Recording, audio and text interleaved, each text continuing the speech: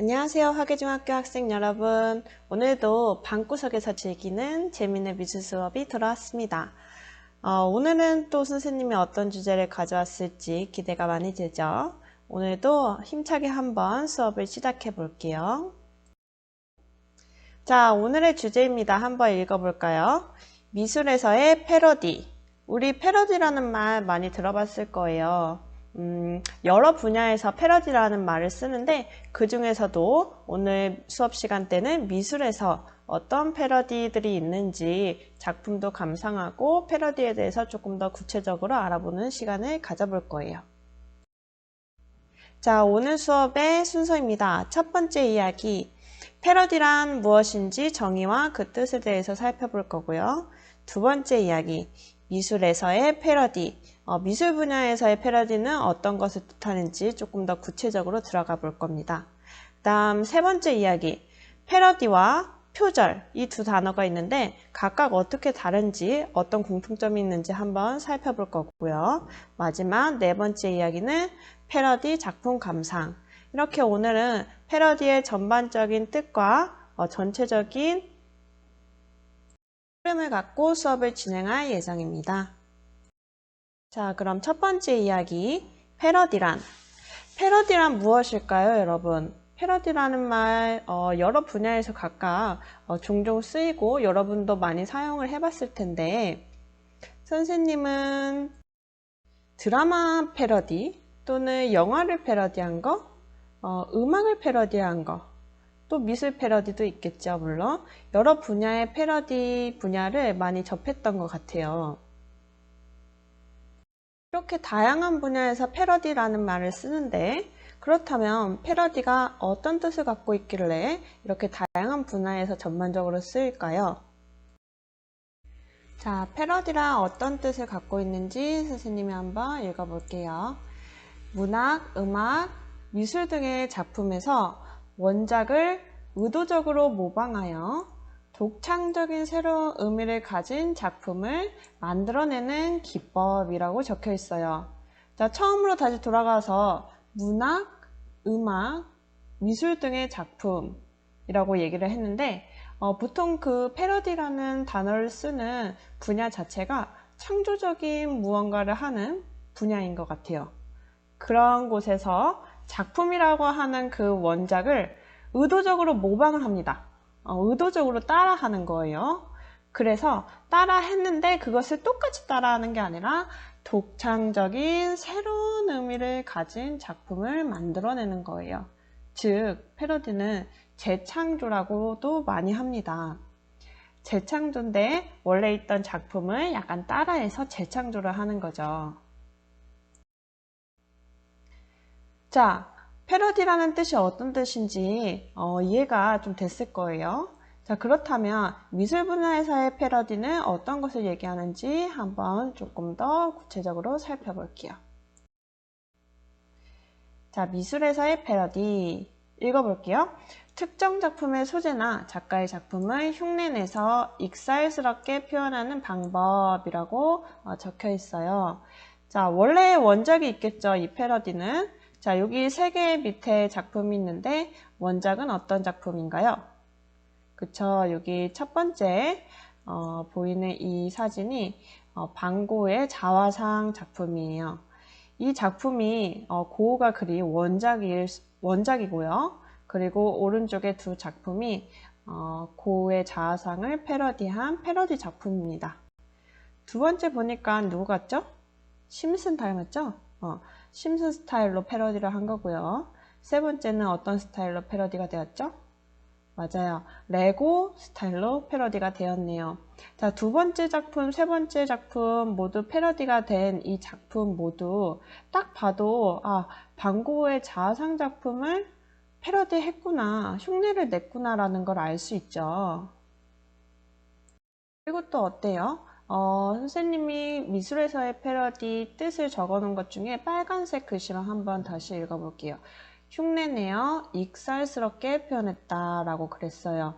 반고흐의 자화상을 흉내를 내서 익살스럽게, 더 재미있게, 유머 감각 있게, 위트 있게 패러디가 된 거죠. 이렇게 익살스럽게 표현하는 방법이 미술에서의 패러디라고 정의 내립니다. 자, 그렇다면 세 번째 이야기, 패러디 vs 표절. 자, 우리가 오늘 배운 이 패러디와 우리가 알고 있는 이 표절이라는 단어와 조금 비슷한 것 같으면서도 약간 다른 뜻이 있을 것 같아요. 과연 어떻게 다른지 한번 살펴보면서 이 패러디가 어떤 특징이 있는지 조금 더 알아볼게요. 자, 먼저 패러디의 특징에 대해서 살펴볼게요. 패러디는 원작자가 누구인지 밝히고 그것을 재창조합니다. 원작, 즉 원래의 작품, 그리고 그 작품을 그린 작가가 누구인지 정확하게 밝히고 그것을 재창조했다고 스스로 얘기를 합니다. 패러디 작품을 하는 사람들은. 그러나 표절은 어떤가요? 표절은 원작을 마치 자신이 창조한 것처럼 무단으로 도용해요. 원작을 베꼈는데도 불구하고 내가 이거 자체를 스스로 창조한 거다 라고 거짓말을 하는 거죠. 그리고 원작자의 허락도 없이 무단으로 도용을 합니다. 이게 패러디와 표절의 큰 차이예요. 그리고요, 패러디의 특징은요, 두 번째 줄을 한번 볼게요. 큰 특징이 하나 있는데 모방을 통해서 새로운 의미를 전달하는 것이 특징이에요. 원래 있던 원작자의 작품은 A라는 의미를 갖고 있지만 이거를 비슷하게 패러디한 패러디 작품은 B라는 새로운 의미를 전달하게 되는 겁니다. 똑같은 의미, 원작과 똑같은 의미를 전달한다면 그거는 패러디가 아니라고 할 수 있어요. 자, 그렇다면 표절은 어떤 건가요? 표절은 창의성 없이 그냥 베낀 거예요. 그냥 똑같이 베낀 거죠. 우리 표절이라는 말을 음악에서 많이 쓰이는 것 같아요. 어떤 가수가 누구의 음원을 표절을 했다. 이런 말 많이 들었죠? 그 가수 스스로가 창의력을 갖고 창조한 것이 아닌 원 가사를 베껴가지고 표절을 했다라는 말을 많이 쓰잖아요. 그래서 표절은 쉽게 얘기하면 그냥 베낀 거라고 할 수 있어요. 하지만 패러디는 큰 의미가 있죠. 새로운 의미를 전달하고 재창조한 큰 의미를 담고 있어요. 자, 그렇다면 패러디가 되기 위한 성립 조건을 한번 알아볼게요. 첫 번째, 패러디가 되기 위해서는 원작을 공개하여 패러디한 작품의 원작이 무엇이다 라는 것을 알 수 있어야 된다. 즉, 패러디 작품만 보고도 이 작품은 원작 누구누구 거를 패러디한 거구나 라고 한눈에 알아볼 수 있어야 됩니다. 자, 그리고 두 번째 말풍선 한번 볼게요. 원작과 다른 의미를 담고 있는 독창적인 창작물이어야 한다. 선생님이 아까 얘기했죠. 패러디는 새로운 의미를 담고 있다고요. 새로운 의미인데 원작과 다른 새로운 의미를 갖고 독창적인 창작물이어야 된다는 거죠. 자, 마지막 세 번째 말풍선에는요. 풍자와 익사를 갖추어야 한다. 우리 아까 미술에서의 패러디 뜻을 봤을 때 고흐의 작품과 그 레고 패러디 그리고 심슨 패러디 작품을 봤잖아요. 거기서 조금 더 재미와 익살스러움을 추구했죠. 미술에서의 패러디는 조금 재미와 익살을 추구하는 것 그리고 풍자를 갖추어야 된다는 게 약간 특징이라고 할 수 있어요. 자, 네 번째 이야기네요. 네 번째는 패러디 작품 감상을 한번 해볼 겁니다. 원작과 패러디 작품을 같이 보여주고 어떤 작품의 원작을 패러디했는지 한번 감상해보는 시간을 가져볼게요. 자, 첫 번째 작품입니다. 엄청 유명한 작품이죠. 왼쪽에 이 작품은 제목이 뭔가요? 맞아요. 모나리자예요. 모나리자는 레오나르도 다빈치 작가가 그렸습니다. 자, 근데 오른쪽은 비슷한 자세를 갖고 있는데 어떻게 다르죠? 맞아요. 모나리자의 그런 원래 모습보다 훨씬 더 통통하죠. 오른쪽의 작품은 페르난도 보테로라는 작가가 레오나르도 다빈치의 모나리자를 패러디한 작품이에요. 이 보테로는 항상 이렇게 사람을 약간 통통하게 그립니다. 보테로의 작품들을 보면 이렇게 다 통통한 모습의 사람들이 등장하는데요. 정작 보테로는 이렇게 얘기합니다. 나는 뚱뚱한 여성을 그리지 않았다. 아무도 나를 믿지 않지만 그것은 사실이다. 나는 그저 볼륨을 그렸다. 정물화를 그릴 때 역시 볼륨 있게 그리고 동물을 그릴 때도 볼륨이 느껴지게 그리며 풍경화도 역시 같다.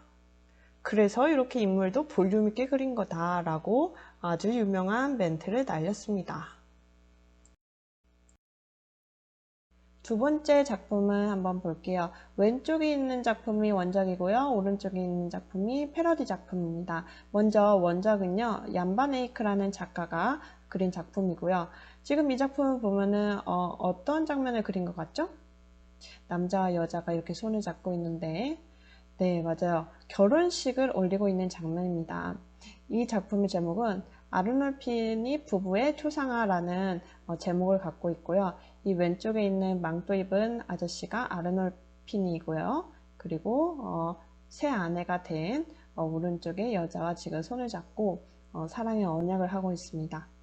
결혼식이라는 걸 어떻게 알 수 있냐면 이 당시 결혼식 때 많이 입었던 유행하는 그런 의상과 그리고 여자가 남자 손 위에 이렇게 손을 올려놓은 모습에서 당신께 헌신하고 순종하겠습니다 라는 의미가 담겨져 있고요.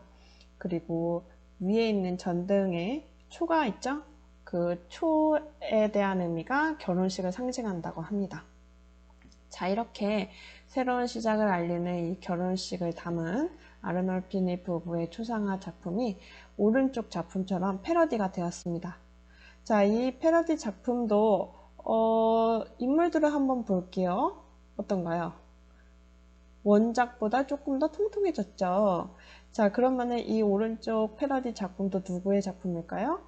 맞아요. 아까 보았던 페르난도 볼테로의 작품입니다. 이 볼테로의 작품은 이렇게 인물들을 다 통통하게 그리기 때문에 작가의 말로는 볼륨 있게 그리기 때문에 조금 더 패러디 작품이라는 것, 볼테로의 패러디 작품이라는 것을 조금 더 쉽게 알 수 있어요.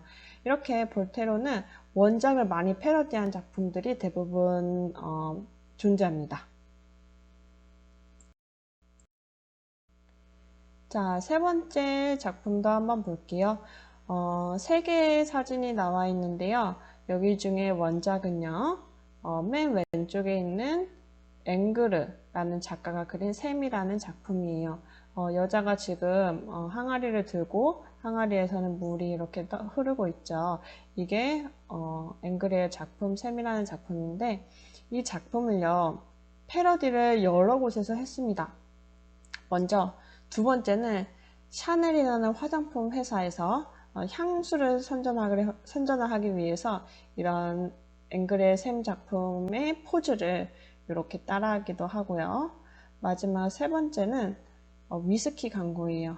위스키를 광고하기 위해서 샘의 그 여성 포즈를 따라서 이렇게 패러디를 했습니다. 이렇게 작품으로 패러디를 하지만 광고 속의 포스터나 또 영상으로 패러디를 하기도 해요. 자, 이번에도 역시 예술 작품을 광고에서 패러디한 작품입니다. 원작은 왼쪽에 있는 작품으로 미켈란젤로가 조각을 한 다비드 작품이에요. 다비드는 다윗이라고 할 수 있는데 지금 다윗이 골리앗을 물리치기 위해서 물맷돌을 들고 이렇게 골리앗을 째려보고 있는 그 장면을 미켈란젤로가 다시 조각상으로 복원을 한 거죠. 자, 이 멋있는 작품을 어느 회사에서 패러디를 했었나요? 여기 밑에 써있죠. 리바이스라고. 리바이스 청바지 회사에서 이렇게 다비드한테 반바지 청바지를 입혀가지고 광고를 했네요. 이렇게 몸이 좋은 다비드 조각상에 리바이스 바지를 입혀놓으니까 바지마저 멋있게 보이는 것 같아요. 패러디 작품 감상 마지막 작품입니다. 위에 있는 원작이 세라의 작품인데요. 그랑드 자트 섬의 1회 로우라는 제목을 갖고 있어요. 이 작품은 점묘화로 유명한데요. 점묘화가 뭐냐면 붓에 물감을 묻혀서 하나하나 점을 찍듯이 색을 낸 그림을 얘기해요. 그래서 이 작품을 멀리서 보면은 그냥 색을 칠한 것 같이 보이지만 가까이서 보면은 점을 하나하나 찍어가지고 완성된 작품입니다.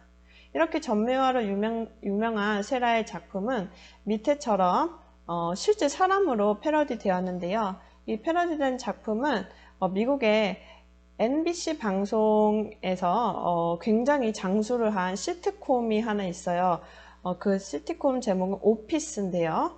회사에서 직장인들이 어떤 심리적 갈등을 겪고 뭐 사랑에도 빠지고 이런 시트콤의 스토리를 긴장감 있게 표현하기 위해서 사람들이 별로 표정도 없고 이렇게 잔디 위에서 호수를 바라보며 앉아 있거나 일어서 있죠. 이렇게 시트콤 방송의 포스터도 미술의 유명한 작품을 패러디해서 만들기도 합니다. 자, 그럼 우리 오늘 패러디에 대해서 자세히 알아봤는데요. 마무리하는 의미로 빈칸을 한번 채워볼게요. 패러디란 이미 만들어진 작품의 내용이 땡땡에 그치지 않고 새롭게 만들어 땡땡을 부여하는 표현기법이다. 자, 가로 안에 들어가는 게 무슨 단어일까요? 한번 생각을 해볼게요. 이미 만들어진 작품의 내용이 무엇에 그치지 않고 새롭게 만들어 무엇을 부여하는 표현기법일까요? 자, 답을 공개하겠습니다. 자, 패러디는 작품의 내용이 모방에 그치지 않고 그저 따라하는 거에 그치지 않고 새롭게 만들어서 창조성을 부여하는 표현기법이다. 그렇죠. 그냥 따라하고 모방에 그친다면 그것은 뭐라 그랬죠? 맞아요. 표절이에요. 그리고 이 패러디는 원작이 갖고 있는 의미 말고 새로운 의미로 재창조한다 그랬죠. 그래서 새로운 창조성을 부여하는 표현기법이에요. 자, 우리 친구들 오늘도 수업 열심히 잘했어요. 본 자료는 학교 수업을 위해 제공된 자료이므로 학습 외의 목적으로 이용할 수 없음을 알려드립니다. 자, 오늘 패러디에 대해서 자세히 알아보고 여러분도 이제 패러디가 뭔지 정확하게 얘기를 할 수 있을 거예요. 자, 그러면 다음 시간에 수업을 기대하면서 오늘 모두 수고했고 이만 수업을 마치겠습니다. 안녕.